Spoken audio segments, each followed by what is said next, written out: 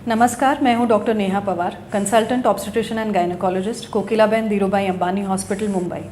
और आज हम बात करने वाले हैं स्तनपान और बच्चों में होने वाले कर्क रोग के बारे में।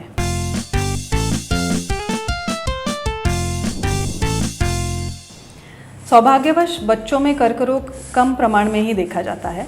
हालांकि पिछले कई सालों में हम देख रहे हैं कि बच्चों के जो कैंसर्स होते हैं वो धीरे धीरे बढ़ रहे हैं, और इसकी वजह से जो छोटे बच्चे हैं उनको पूरी ज़िंदगी अपने इस कैंसर के ट्रीटमेंट या कैंसर की वजह से काफ़ी सारे दुष्परिणाम झेलने पड़ते हैं।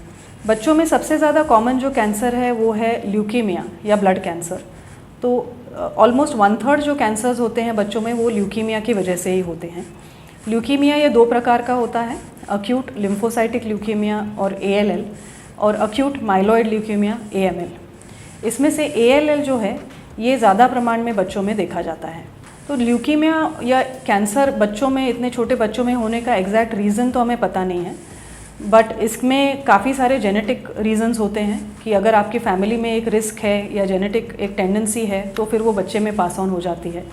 और पैदा होने के बाद जो भी एनवायरमेंटल एक्सपोजर्स बच्चे को हो रहे हैं, फॉर एग्जांपल इन्फेक्शंस हो गए, रेडिएशन एक्सपोजर हो गया, लिविंग कंडीशंस कैसी हैं, उस हिसाब से कुछ कुछ बच्चों में फिर वो ल्यूकीमिया का रिस्क बढ़ता जाता है। हालांकि आजकल जो ल्यूकीमिया रिलेटेड ट्रीटमेंट है या मेडिकल एडवांसेस जो हुए हैं उसकी वजह से ज़्यादातर बच्चे ल्यूकीमिया से पूरी तरह रिमिशन में चले जाते हैं या पूरी तरह ट्रीट भी हो जाते हैं, और अक्सर अडल्टहुड तक आराम से कंफर्टेबल ज़िंदगी जी लेते हैं।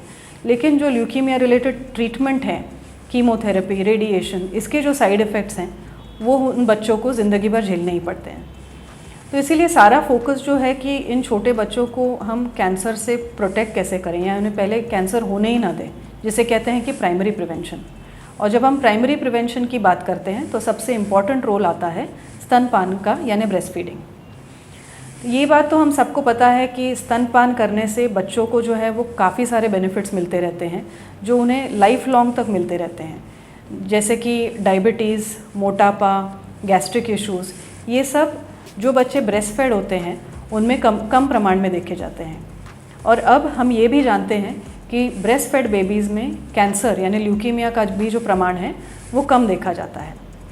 तो ये जो बेनिफिट है कि ब्रेस्ट फीडिंग कैंसर से कैसे प्रिवेंट करता है, इसका भी एग्जैक्ट रीज़न हमें पता नहीं है, लेकिन लाइकली जो आंतड़ियों में का जो फ्लोरा होता है, इंटेस्टाइन्स में जो फ्लोरा है, उसे मेंटेन करके ब्रेस्ट मिल्क जो है वो बेबीज़ के जो इम्यून रिस्पॉन्सेज हैं उसे मेंटेन रखता है, और इसीलिए वो बेबीज़ को काफ़ी सारी बीमारियों से और कैंसर से प्रोटेक्ट कर लेता है।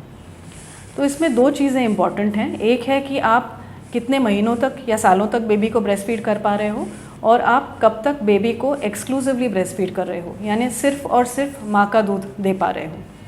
तो रिसर्च जो कहता है वो है कि एक्सक्लूसिव ब्रेस्ट फीडिंग अगर आप कम से कम 6 महीने अपने बेबी को देते हो तो आप बेबी में ल्यूकीमिया का रिस्क कम से कम 20% यानी 20% से कम कर देते हो। इन एडिशन रिसर्च आजकल ये भी कह रहा है कि बेबीज़ को और एक कैंसर से प्रोटेक्शन मिलता है जिसका नाम है न्यूरोब्लास्टोमा। हालांकि इसमें रिसर्च अभी चल रही है। इसके अलावा जो ब्रेस्ट फेड बेबीज़ होते हैं उनके जो दांतों की कंडीशन है या डेंटल कैरीज़ हैं वो कम रहते हैं, उन्हें इतनी सारी बीमारियों से प्रोटेक्शन मिल रहा होता है, जैसे कि sudden infant death syndrome, allergies, दमा, डायरिया, कान के इन्फेक्शंस, एक्जिमास, इन सब का जो रिस्क है वो ब्रेस्ट फेड बेबीज़ में कम होता है। इसके अलावा जो न्यूरो डेवलपमेंट होती है ब्रेस्ट फेड बेबीज़ की और जो कॉग्निटिव डेवलपमेंट होती है वो डेफिनेटली जो ब्रेस्ट फेड बेबीज़ में है वो नॉन ब्रेस्ट फेड बेबीज़ से बेटर देखी जाती है। इसीलिए मैं सभी माताओं से यही कहूँगी कि आप जब भी ब्रेस्ट फीड कर रहे हैं याद रखिए आप अपने बेबी को कितने बेनिफिट्स पास ऑन कर पा रहे हैं, और कोशिश कीजिए कि कम से कम आप 6 महीने तक बेबी को सिर्फ़ और सिर्फ माँ का दूध दें, और उसके आगे भी आप जब तक पॉसिबल हो आपके बेबी को ब्रेस्ट फीडिंग कंटिन्यू रखिए। कम से कम 2 साल तक आप आपके बेबीज़ को ब्रेस्ट फीड करते रहिए। इसके अलावा अगर आपको कोई क्वेश्चंस हैं तो आप हमें कांटेक्ट कर सकते हैं या आपके आसपास के किसी भी गायनेकोलॉजिस्ट को कांटेक्ट करके इसके बारे में ज़्यादा इन्फॉर्मेशन ले सकते हैं। Thank you.